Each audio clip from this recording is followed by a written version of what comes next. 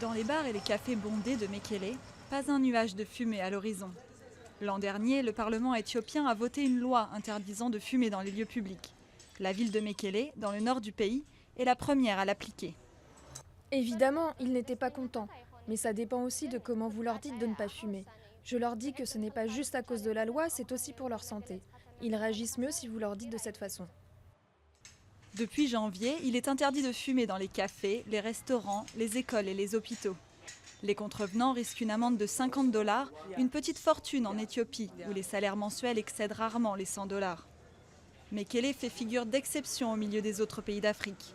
Le continent avait jusqu'à présent échappé au durcissement des lois anti-tabac mises en place à travers le monde, et de nombreuses entreprises considèrent la région comme un marché à forte croissance dans le domaine. Afrique du Sud mise à part, la consommation de tabac en Afrique a augmenté de près de 70% entre 1990 et 2010, selon la Société américaine du cancer.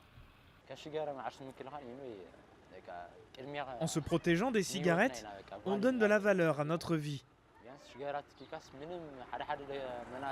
Il y a des gens, quand ils sont jeunes, ils pensent que fumer une cigarette, c'est tendance. C'est une erreur de jeunesse.